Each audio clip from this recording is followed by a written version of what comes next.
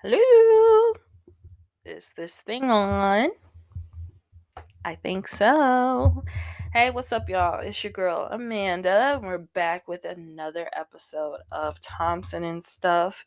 Um, it is the end of March. Can you believe it? Spring has already started, even though, here in Chicago, we've been having some cold weather. Today was beautiful, but it was rainy, so we didn't have any sunshine to truly enjoy it. Um, I just been out here living life, just doing me, working on books, getting some projects together.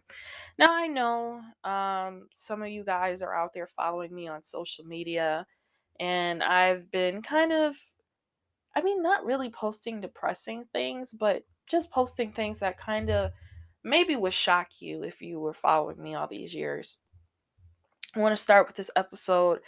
um, I want to just shout out anybody who's been suffering from mental illness or depression or anything. Um, I'm gonna be honest with y'all. Past couple weeks for me have been heavy. Um, I feel like I don't know what I'm doing out here. Now, please don't run and say I'm gonna commit suicide. I'm not. It's just, when things get heavy for me, I don't do a good job of, handling it. I didn't really have the best support when it comes to emotions growing up. So, I started going to the doctor again, and the doctor referred me to a psychiatrist. So this was about a week ago, right? Started started going to the psychiatrist, and she just asked me a lot of questions. Basically, I had an answer for him, and I was diagnosed with all this stuff. I really don't want to get it too into it because I don't know if I'm allowed to, but basically, I just had couple heavy weeks. And during in the midst of the heavy weeks I've been having, I decided to retire. That's right. I am announcing my official retirement from being an author. Now I know sometimes when people retire, they just want to like disappear. Like I was telling you guys last week how Bruce Springsteen and Tina Turner and all them, I don't know if Bruce is retiring, but I know Tina's retiring for sure, and she sold off her catalog and stuff. For me, not so much. After I retire, I know my books will still be available online for you to purchase because even though I'm retired, I still want to have a check. Um, I am wrapping up my writing career. I have 7 books left in me. Now, a part of me is retiring because it's not in me anymore. I mean, you guys, in 2 years, it'll be 20 years since I picked up my first notebook. And for me, I mean, I know there's plenty of successful authors that have had 30, 40, 50 writing years, and it's just for me, I think mine stopped at 20. And I don't want to just sit at home and do nothing and just stop writing. I do want to put my focus towards podcasting and, booming my YouTube channel. I did post a new video about 3 weeks ago with my experience at the New Edition concert, which I will talk about much later. Um, but yeah, it's been 20 years, y'all. I mean, I don't know if I can do it anymore. A part of me, it's not in me anymore. I remember I was creating some book characters, and it failed because to me, I think they sounded like Meet Angela characters or AJ Townsend characters. And the thing I don't want to do, and I don't want to be known for this, is that I don't want to create the same people in the same universe. You know what I mean? But a part of me is like, I'm done. It's been 20 years, y'all. Um, these 7 books is probably the way things are going. It's gonna take me to 2 years. So I know when people announce retirement, they're like they're gonna retire effective immediately or effective 30, 60, 90 days or whatever. For me, it's going to be in 2 years, but no worries. My books are always going to be accessible. I'm still going to be around. It's just, I'm not going to publish books as much as I used to because, my role is over. I feel like, and sometimes retirement isn't always permanent. I know there are people out there who retire from one job and then sometimes they sit at home and then they want to go back to work. I mean, that was my parents, but I've watched them do that, and sometimes they felt like it was a bad decision, but sometimes it was good for them. Now, would I ever come back to book publishing? Never say never. But right now, I'm just kind of going to hang it up for a minute. So let's get into this podcast. So much to cover. That's just my life update. If you guys are inquiring about me, but I'm good. I'm doing a little better. I am going to start therapy soon. I am on a waiting list for a therapist though. So hopefully I'll get that over and done with now. I can't really share what's going on, what will be going on in with my therapist, but I do want to say this. Um, if you have been feeling down, please don't have negative thoughts. Please don't, kill yourself. You are needed here. You are loved. And I love you. And, hey, soon come better days. So let's get into the podcast. Let's talk. Let's do stuff. So everybody's been talking about this for the past few days. And I know if y'all watch the news, if you listen to other people's podcasts, I know you're probably tired of hearing about it, but I got to talk about this. Will Smith, Chris Rock. If you've been living under a rock or you don't listen to nobody else's podcast, basically what happened was Chris Rock, I don't think he hosted the Oscars, but he was there to present an award, I believe. And Chris Rock, he does the monologue and stuff for the Oscars. And Will Smith and Jada Pinkett Smith were sitting right in the front row, I believe. And what happened was Chris Rock said, Jada Pinkett, I love you. I hope to see you in G.I. Jane 2. Now, I think I kind of made a premature statement on Twitter and my Instagram, and I said, Will Smith wasn't wrong. Good night. But the more things I hear over the past few days, the more my opinion has changed. Now, a part of me is for Will Smith. Yes, Will, support, back your wife up. Your Jada Pinkett does have alopecia. It is a medical condition, and medical conditions are not something to laugh at or something to play about. And of course, joking about somebody's wife is nothing to laugh at or nothing to play about. But as days go by, more reports are coming out saying that, Will was kind of has been on edge for a while. He's starting therapy and all this stuff. So it's like, man, um, if you're that mad to get up at a prestigious award ceremony with millions of people watching. Now, y'all got to keep in mind, like, the Oscars are not national TV. That's international. Because that clip that came out on Twitter, the unedited version, that was from somebody in Australia. So y'all got to keep in mind that people overseas, Australia, Europe, Africa, all those places, they watch American TV. And yeah, Will Smith stood up and Chris Rock was like, "Uh-oh," and Will Smith kind of clocked him and fixed his suit and sat back down. And I think that the punch was unnecessary. Um my opinion has been formed at to this on this day is that Will Smith should have pulled Chris to the side and said and checked him. These two are 50-year-old men, checked them. But I understand, Chris is a comedian. Still, the punch was not necessary. I know Will Smith has more class than that, but these reports of him being on edge and stuff, him seeking therapy, I guess that all boiled over. And then I was listening to like Joe Budden podcast and Rory and Mal, and they were saying how, when you're the butt of the joke for so long, things do kind of bottle up. So if y'all don't understand what that means, basically, I believe Jada Pinkett went on Red Table Talk or some platform. I think it was Red Table Talk though. And she basically said she had an entanglement with August Alsina.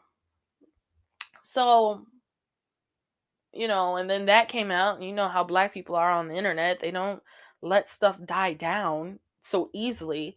Um, so I guess, he's been taking that in. We love Will Smith, and, I think the punch was uncalled for, but I understand. I think it's like, for me, I have the same stance on this punch than I have with the baby and Danny Lee. Like I said before with those two.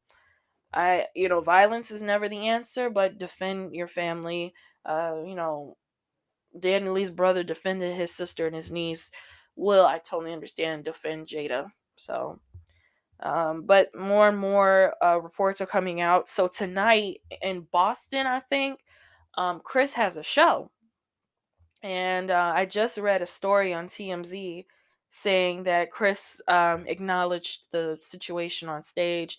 He told the crowd, hey, I know you're here for this reason and you want me to here to talk about it. But honestly, I am still trying to process that. And I totally understand why he said that. And he'll say one day he'll talk about it. It'll be serious and funny. As for Will Smith, he did release a statement. I don't remember if it was like that night or the next day. I mean, I if it was the next day, it could have been that night because there was video of Will Smith at the Oscars after party, like getting his groove on to getting jiggy with it. And then now I also read a report today that the Oscars asked him to leave, but he refused. Um I'm having a hard time trying to understand that because okay, when was this that he was trying to ask you? When were they trying to ask him to leave? Because you got to remember that night he got his award for King Richard, and he got on there. He thanked everybody. He started crying. So I guess that was a sign of him feeling guilty of what he did and all that stuff. But um I mean, as more days go by, we'll just probably hear more stuff. I know for Chris, before the statement he had said on the stage in Boston, his brothers came out. So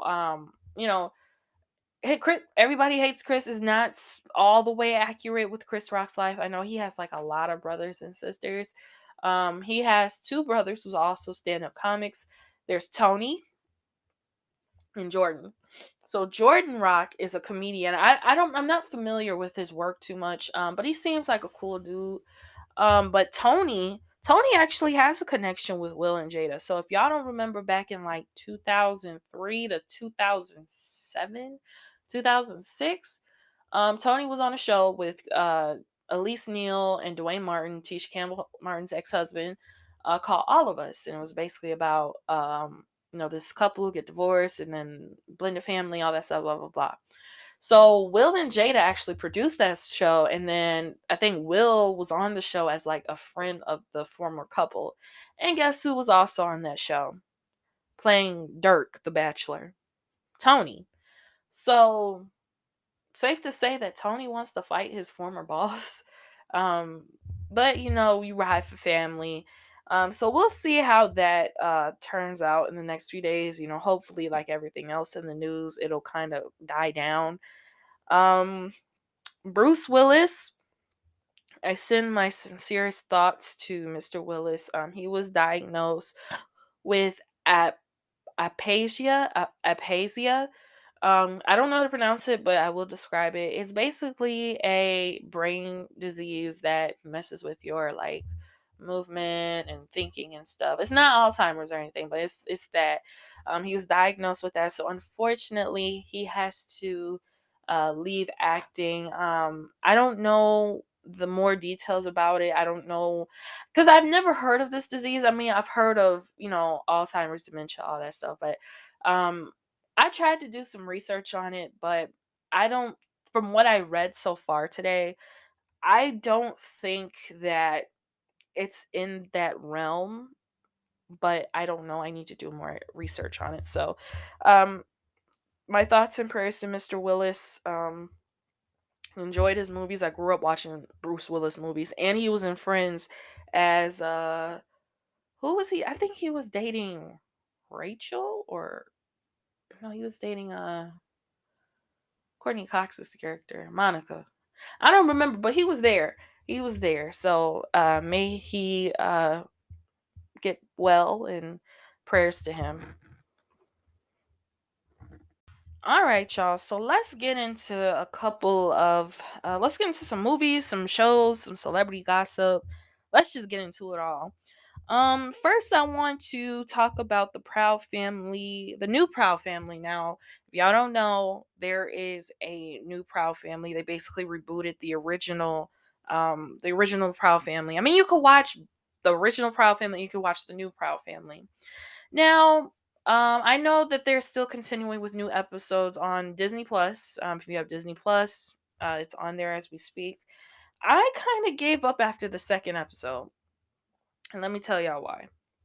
Now, when I was a kid, when I was like a little kid, Proud Family came out. I was probably 5 or 6 years old, and there were some parts that were, subliminally adult, right? But it would fly over little kids' heads. Now, I was watching the second episode of The Proud Family, right?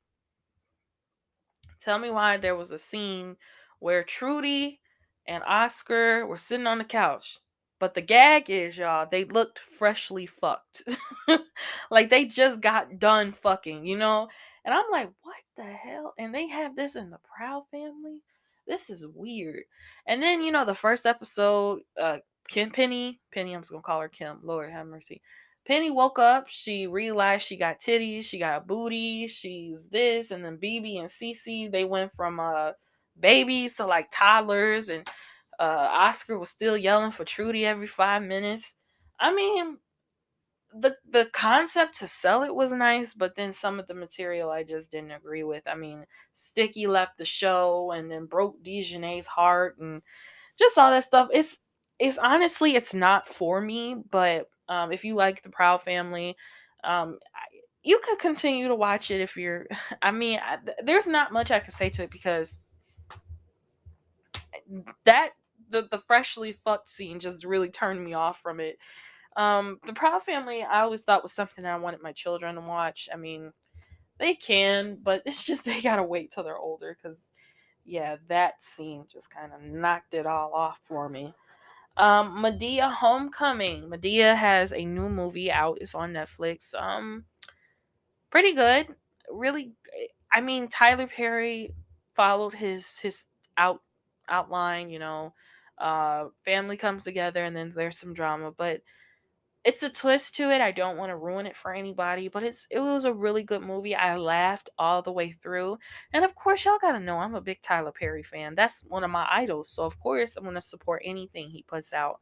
So if you guys want to watch that, it's on Netflix. And actually, I just found out that well, I didn't find out. Tyler Perry actually posted this on his Instagram that it was billions of minutes watched. So a lot of people streamed it so far.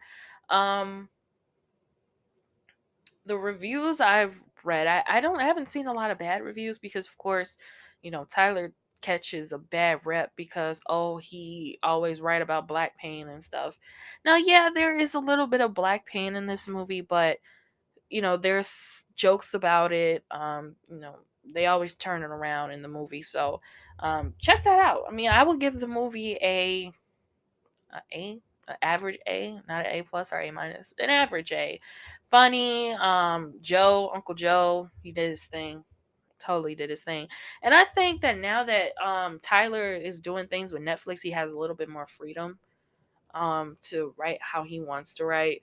So I mean, shoot, I hope he makes another Medea movie, but with like more comedy, less pain, please, please, thank you. Shout out to Brat and Judy, Big Booty Judy. Her name is Jessica Dupart, but I don't know why we call her Big Booty Judy. Her name is Jessica. Weird, right? The Brat and Judy, I'll call her Judy. I don't know her personally, but Brat and Judy, they got married out in Atlanta, and I like them. They're pretty cool. I think they're having a baby. I heard they're having a baby, but after they announced we're expanding the family, everything kind of went crickets. But congrats to them. I just wanted to say that because I actually like their show. What Brat Loves Judy. They're such a cute couple. I like them.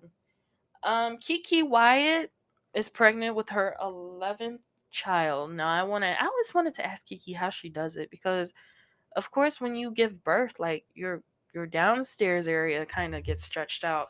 But we have to pray for her baby because the baby might be born with like a defect or something. I forgot what it was called, but um, it was all over the internet, which to me is kind of impersonal and like rude because I don't think, Kiki wants that reminder that, her baby is sick every 5 minutes. And nobody truly does want that for their kids. So may she have a safe and healthy baby, a safe and speedy delivery, and things like that. Also, Wendy Williams and Sherry Shepard. If you don't know the news, Wendy Williams show is going off the air, I believe, in September, and which is a little heartbreaking for me because Wendy Williams made my high school years. I remember I was a freshman in high school, and I had a rule in my house. My mom always told me I can't watch TV until I finish my homework. Well, my mom was working at the time and she didn't get off till like maybe 3 o'clock. I got out of school at 2:25, but because for some odd reason I lived 20 minutes away from my house and I had to take the bus, which took a full 30 minutes because buses would leave at like 2:40 and I had to be on the bus by 2:40. So by the time I get home, Wendy would be on TV.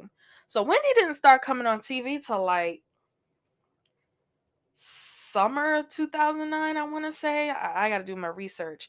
But I just remember every day coming home from school freshman year. I'm 14 years old, and Wendy was on my TV just, being Wendy. She wasn't being the Wendy that was on the radio in New York gossiping about celebrities and having celebrities outside wanting to whoop her ass. But she was just being Wendy. And I remember her speech when Whitney Houston died and all that stuff.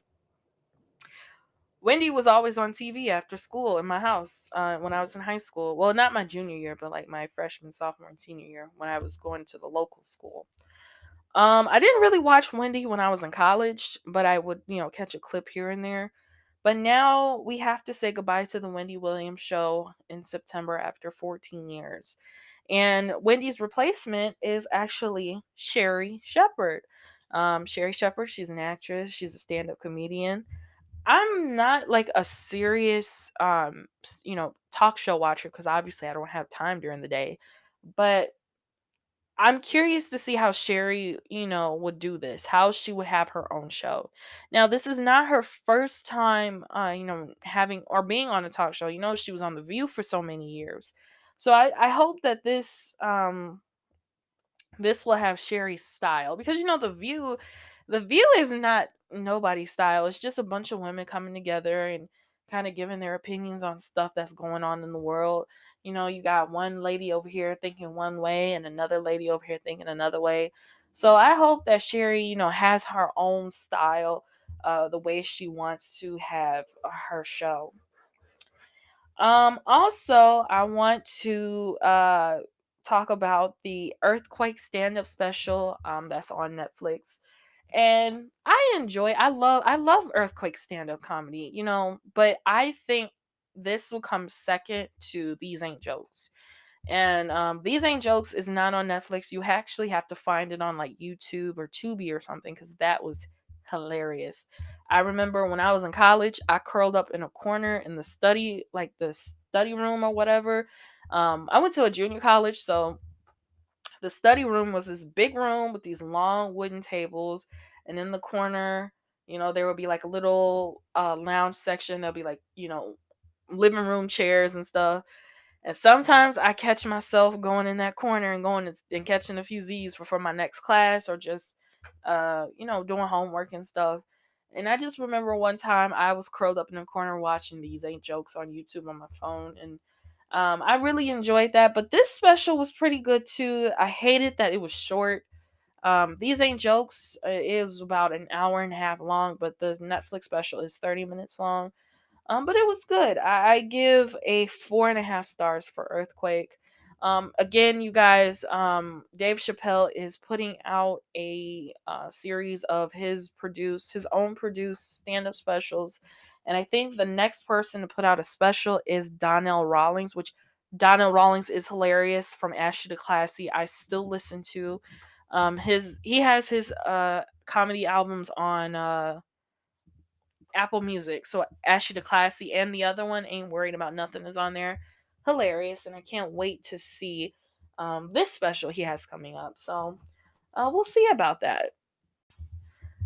Before I continue this episode, I do want to send rest in peace to Tracy Braxton.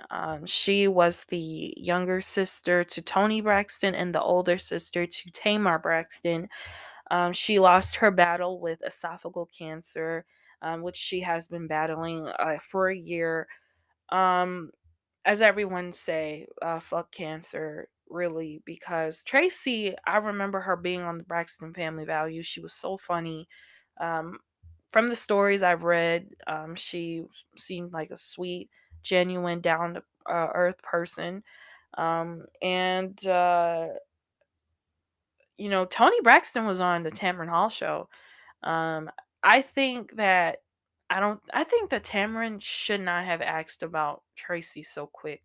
Honestly, I mean, I understand like Tony had to like do a movie promo, and I understand her sister just passed away, but I think that Tamron should have just like briefly said I'm sorry and just kept the interview moving. I mean, I could kind of see the pain in her face, to be honest, but I'm not here to judge that. I also want to send my condolences to Khalees. I forgot what her husband's name was, but unfortunately, he had passed away.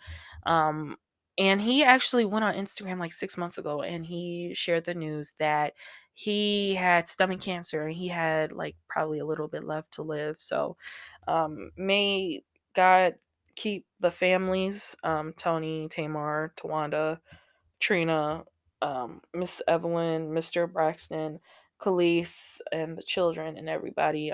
Rest in peace, rest in peace, rest in peace. Um, moving on from that. So about earlier this month, that's the end of March already. I still can't believe it. Time has just been moving so fast. So earlier this month, I actually went to the New Edition concert. So the Culture Tour came into Chicago, and who was on the tour? It was Jodeci, Charlie Wilson, and New Edition. So y'all gotta understand, I've never been to a concert in my life, right? I never understood why. I always thought that I wasn't allowed to go to concerts. But I almost had an experience when I was like a kid when my cousin, she's 4 years older than me. She was into like, Lil Romeo, Lil Bow Wow and stuff like that. So my auntie, decided to invite me because, it's a concert, other little girls are gonna be there, whatever. Trust me, I don't lose sleep over the fact that I did not see Little Romeo in concert, okay? So, and then over the years, everybody that I truly like to listen to just didn't come to town. DJ Quick, every time he had a show in Chicago, something went wrong, he didn't show up, and stuff like that. I mean, it is what it is. So, yeah, this was my first concert. It was cool. I have a video on my YouTube of some pictures. I have a little video too. I try not to be on my phone throughout the whole concert because, it's my first concert. I want to take in the moment. Jodeci did really good. They sounded great. They sounded like the record. Charlie Wilson blew me away. Now, I'm going to be honest with y'all. I wasn't there for Charlie at all. I kind of had a attitude every time Charlie Wilson would be announced. And I'm like, well, it's kind of a 90s tour. Like, you got Jodeci, okay? You got New Edition, okay? But why Charlie? Because, well, in the 90s, in the late 90s, I should say, Charlie Wilson was singing with Snoop Dogg in them. So if you remember the East Siders album, Got Beef, which is one of my favorite songs by them, any problem you can holler at my dog. Guess who was singing that?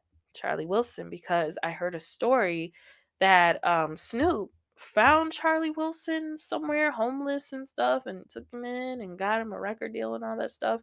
I don't know how true that is, but someone can tell me the story. I would appreciate it. But the concert was nice. What I didn't know about concerts is that I didn't know that um, there's breaks between the acts. So what I thought was, okay, who opened the show? Jodeci. Jodeci opened the show. They performed for like 20 minutes. Then they're gonna go off the stage.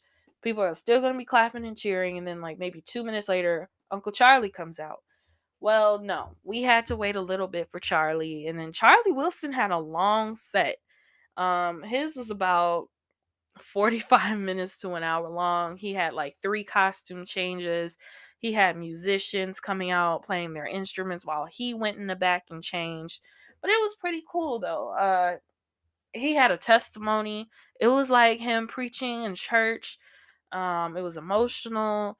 When he closed out his set, he sang a quick song and then he walked off the stage.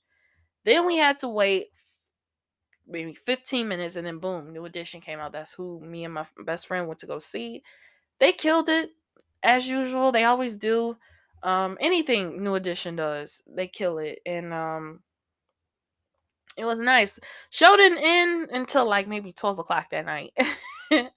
And then it took about like an hour just for us to get out the United Center for some reason. But I truly, truly enjoyed myself as a first concert. I can't believe I waited till I was like 27 years old to go to a concert like that. But I truly, truly enjoyed it. They didn't perform "Cry for You," Jodeci. We were disappointed about that because that's a jam. And then I was kind of disappointed that New Edition didn't perform "Home Again," which is my favorite emotional New Edition song. But hey, I mean, I hope New Edition come out with another album and another tour, just a solo tour. I don't want Charlie Wilson again. Let New Edition have like um the long set, I guess. American Idol, they passed on Aretha Franklin's grandchild. Now that is a problem to me. Obviously, it's Aretha Franklin. She's had her hits and accolades and stuff, and her granddaughter can pretty much sing. I mean, I'm not trying to say that to be mean, but she can sing because there's actually a video out on YouTube from the local Detroit news station from when Aretha was alive. Her and her granddaughter was in the studio together, and she kind of sang a melody, and she could sing. And I think one of the hosts walked out. I think it was Katy Perry. Katy Perry walked out when they passed on Aretha Franklin's granddaughter, and I'm not mad at her because Aretha comes from a very talented family. You guys got to remember, her father was a preacher and a singer. Her sisters sang backup for her. So, yeah, I mean, I hope, her name is Victory or something. Victory.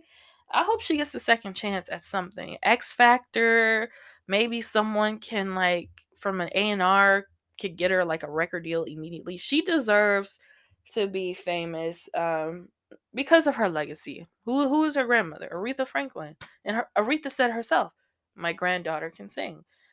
So I don't know what's wrong with people at American Idol. I mean, I don't think American Idol has been the same since it left Fox and started coming on Channel 7 ABC. They should have left it at Fox, which is like weird and messing with the legacy of that too. Um Delicious and Raymond Santana are getting a divorce. I'm a little weirded about that story. I mean, they were a nice looking couple. Delicious, if you guys don't know, Delicious is a Flavor of Love fame. She's a model, you see her on Instagram with her big old booty and all that stuff. And Raymond Santana was a part of the Exonerated Five, the movie on Netflix and everything. Um, Now they've been kind of quiet, but when it first came out that they were getting a divorce, Raymond was posting pictures of his empty house because they used to have a house together in Atlanta in some country club. And then Delicious was like, "No, I left him. No, he left me." And this and that. And then now she's on social media with some guy. And I'm just like, if you're going through a divorce, you should not be on social media with some guy feeding you shrimp. Like, I don't know what truly happened between them. So they were a nice looking couple, but I think Delicious said Raymond was a narcissist or something. But you never know what goes on. It's Hollywood. Black Hollywood, white Hollywood. It's all smoke and mirrors, man. So we really don't know what went down behind that. Um, Genius. I finished Genius, the Kanye West documentary. Overall, the documentary was emotional, especially when Dr. West passed away. Basically, at the end, the final episode of Genius, it was a three-part documentary. It chronicled Kanye's struggle with his mother passing, all of the tumultuous things he did, and how he was diagnosed with bipolar disorder and all that stuff. It was kind of hard to watch. Very hard to watch, very emotional to watch. It's still a great documentary. I mean, Cootie and Chike, I don't know if they're the same person, but I will say that Cootie and Chike did a great job. They were just paid $30 million for the footage, so um, yeah, I mean, for something that hard to watch, they did a pretty good job with it. They not only did they talk about Kanye's life, but they also talked about their own lives and their own families, what they did while they were separated from Kanye. So it's still a good documentary, emotional. It's on Netflix, still on Netflix. I don't think they'll ever take it off though. It's pretty popular.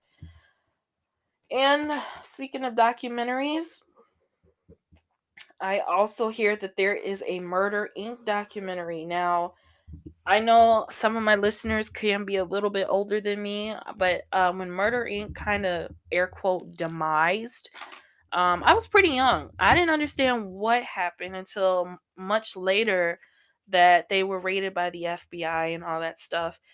I don't want to sit here and come up with like a whole situation and be like, yeah, this happened and that happened because honestly, I don't know. So this documentary to me is very necessary to watch because I want to know like why were they raided? Where's the catalog now? Because of course I don't know if Ashanti has been recording new music or if she's still stuck in some catalog. I don't know. Like that's the thing. I need this documentary to learn this stuff. I know who Irv Gotti is. I know kind of the history of Ja Rule, Ashanti, Charlie Baltimore, all that stuff. I just want to know like what the hell happened, you know? Just want to see what happened. So, the last time we recorded, I talked about Candy and the Gang and how I thought I would feel about the show. Um so we're about 5 episodes in. The fifth episode comes on this weekend. And so far I pretty much like it. It's about again Candy, Todd and the people at the restaurant.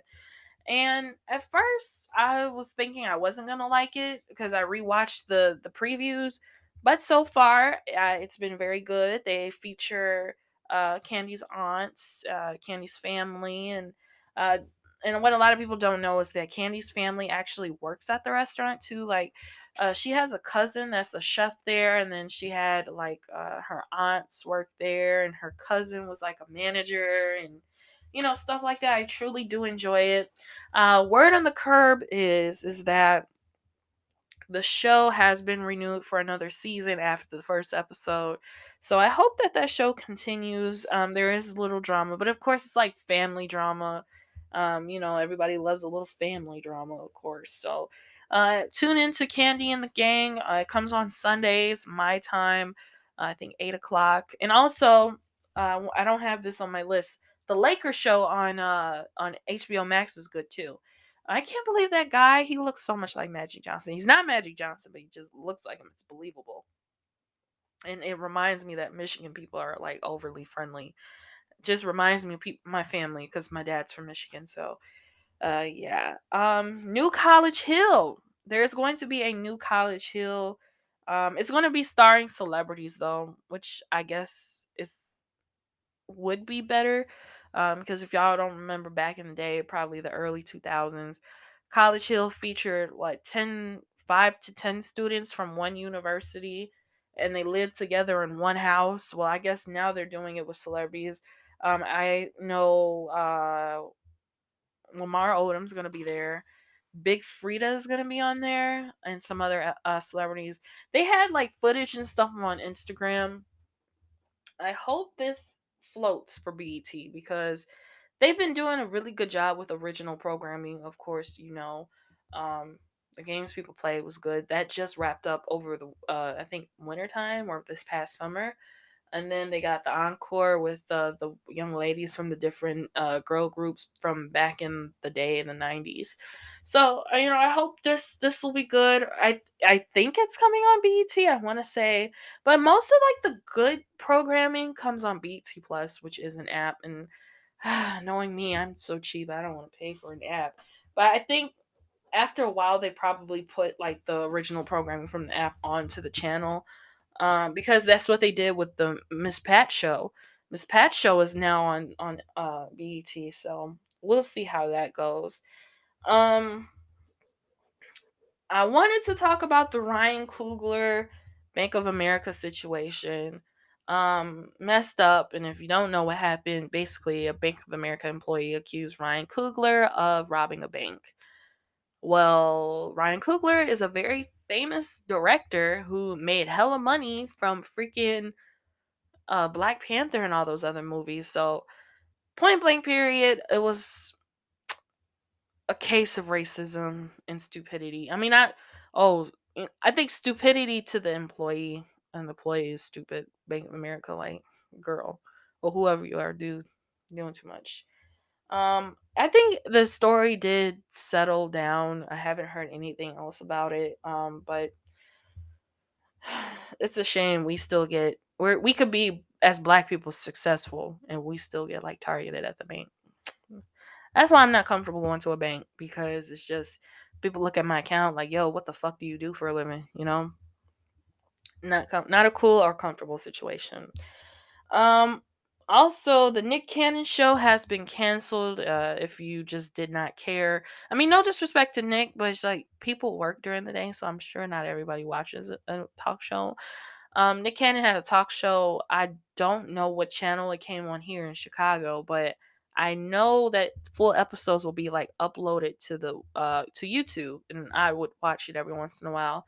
Unfortunately, the Nick Cannon show has been canceled due to low ratings. I mean, hey, Nick Cannon can do it all. Like, he's got Wild 'N Out, he's got music, he runs Nickelodeon. Like, I'm sure he'll be fine without the talk show. Um, and he got another baby. Congratulations, Nick. He got another baby by Johnny Manziel's ex-wife. So I think that will be baby number 8, because I know he lost one of his children. But altogether, he produced, I think, 8 children, because he's got the 2 with Mariah and all the little kids and stuff. Word on the curb, I heard, was the reel was getting canceled, but then they went on their social medias and said, "We don't know what's going on, so we'll let you guys know." Because I don't think they would cancel it though, because Jeannie just came back from maternity leave, so we'll see about that, because they're still filming episodes and stuff.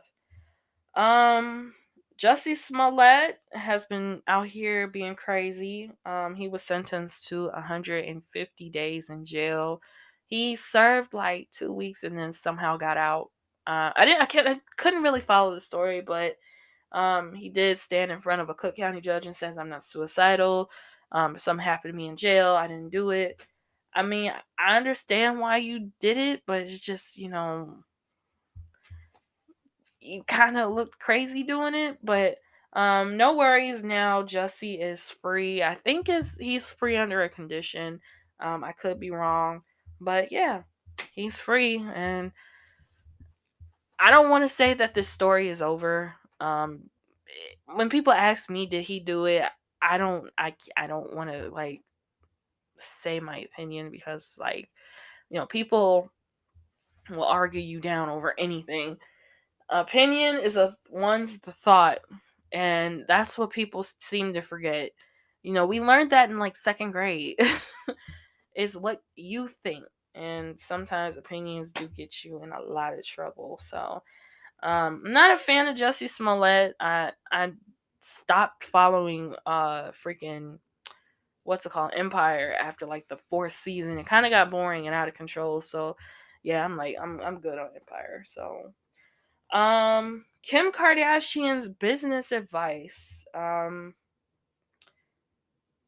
Kardashian basically went on a variety interview with her mom and her sister saying, get your fucking ass up and go to work. And it seems like nobody wants to go to work. Now, I am 50-50 for this quote. I understand what she's saying, but at the same time, I'm kind of with the crowd and I say understand what they're saying. Now, I understand what she's saying. Get up, go to work, pay your bills, take care of your family. No, it seems like nobody wants to work these days. And that quote, that part of her quote basically means nobody wants to get up and go to work physically. They just want to sit at home and collect unemployment. Now, we are currently going through this thing called the Great Resignation, where people are knowing, wising up and saying, "Man, I'm better than this job," and they quit. And I guess that Kim kind of saw like the statistics of that and said, hmm, it seems like nobody wants to work.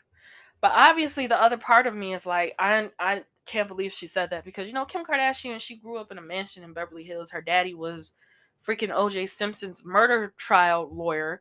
So she's had money her whole life, but then I used to be a Kardashian fan, so I watched her interviews and stuff where she said, "Well, my dad bought me a car when I was 16, but I had to take care of it. I worked at my dad's movie studio or record label or something he had back in the day before he passed away." So it kind of goes both ways with me. But Kim Kardashian should trail, I mean, I don't want to say trail light, but she should really be careful what she say, and she really shouldn't. I mean, I know they always say you should not care what people think, but it's like sometimes Kim should know like how some of the public feels about her, and she should like guide her words a little better so she wouldn't be facing this backlash. um but what do I know? I'm from working class neighborhood. My parents worked for what they got now, so hey, what do I know, right? Right. So, in shocking, but I don't understand why, but okay news, Tom Brady retired and then he unretires. Weird, right? Very weird. So basically, about a few months ago, Tom went on the internet and said, I love football, but I want to spend time with my wife. Just paraphrasing. I don't know what he said exactly, but he said all that, wants to spend time with his wife, wants to spend time with his kids. And I remember I told y'all last time they went down to Trump Land, Florida, and bought a house not too far from him. And Giselle and the kids, they all moving down there. Well, about a couple weeks ago, Tom Brady goes on social media and he says, "I'm unretiring. I need to be on the field." Now, let's do a Google search here. Tom Brady. How old is Tom Brady? All right, Tom Brady is 44 years old, okay? And he's been playing in the league 18 years. I don't see how, at his age of 44 years old, he's still wanting to play. I mean, I don't even know how he has a 20-year career because, like I said before, there are NFL players out here right now, and they won't go no more than 10 years. So either he must be really bored, he don't want to be around his kids and his family, or the money, or he's just being greedy with money. Um, I have a feeling that Tom is gonna play like the first half of the season, and then by the middle of the season, he's just gonna throw his hands up and be like, "I'm just gonna go back to retirement." And I wouldn't be mad at him because by then he'll probably when's his birthday? Let me see when his birthday is. August 3rd. Okay, so his birthday's in August. He'll be 45 this year. It makes sense, dude. You're like 5 years away from 50. Sit down somewhere. Enjoy your wife, enjoy your kids. So I don't know. Tom Brady, just sit down, man. You're 44 years old. Your bones. ain't gonna move like you moved 18 years ago when you were like in your early 20s, dude. Give it up and retire before you play my Steelers, because last time you played my Steelers, you didn't give us no mercy. So I'm just saying, Tom. I'm just saying. Kim, Pete, Kanye, and DL Hughley. Now I know I kind of waited too late to talk about this, but I do want to say this: Kanye, you wrong for coming at DL Hughley. DL Hughley is the number one roaster in the world to me. Now, if y'all don't watch DL Hughley's special, like he's got hella specials out. What's it called? Clear, dangerously minding, or something like that. They're all over like the free streaming apps, and they're some of it's on HBO Max and stuff. You know, if you've ever seen DL Hughley in concert before, you know he always ends his shows with roasting somebody. I remember I was watching one of his stand-up specials. I think it was on HBO. I don't think it was on Netflix or anything. He started talking to people in the audience, and the audience started like oohing, and he looked at them and said, "Yes, it's that fucking time again. Yes, you know me. You know I do this." Like it's hilarious. Like gotta love DL. Gotta love DL. And Kanye didn't have to come at DL like that. You know, DL ruined Kanye's life. Like roast the shit out of him for real. And you know, Kim and Pete are on the other side, just happy as they can be. You know, Pete's got like the tattoos of Kim and stuff, and they all in love. And Kim picking him up from the airport, and just stuff like that. And you know, Kim and Pete and Kanye and Pete, I should say, are going back and forth via text message. Now, Pete Davidson is about my age, if not 2 years older than me, and they're going back and forth. And Kanye is like 45 years old. Kanye, come on, dude. It's all immature, but I understand why. Um, it's messy. Honestly, it's messy, and they shouldn't be acting like this at their big age. You know. It's very messy, and I still do like I'm not trying to be a hater because I'm single, but I honestly do think I still do think that Pete is a distraction to Kim to get her mind off Kanye. But I think Pete is taking it a little too far by, you know, getting Kim's name tattooed on him. And you know, I know I say, you know, it's not going to last long, but I hope that Kim doesn't break little Pete's heart. And like his mama, Pete Davidson's mama was like, "Oh, I hope they have a baby and all that stuff." And I'm like, "Girl, don't you know Kim can't really have any more kids?" Like I have no place to say that, but it's like obvious because if you watch Keeping Up with the Kardashians, she did state that she stated that you know, I had preeclampsia, I had two difficult deliveries with the girl and the boy and just all that stuff. She can't carry her own kids, and I mean, to Kim, money is no object, but I would think that you know if you get another surrogate, it'll be kind of too much. But um, we're gonna see how this relationship plays out or whatever. Uber is charging for gas money basically. Uber is saying that gas does not run off friendship, gas does not run off loyalty. And shout out to Uber, I am a gold member.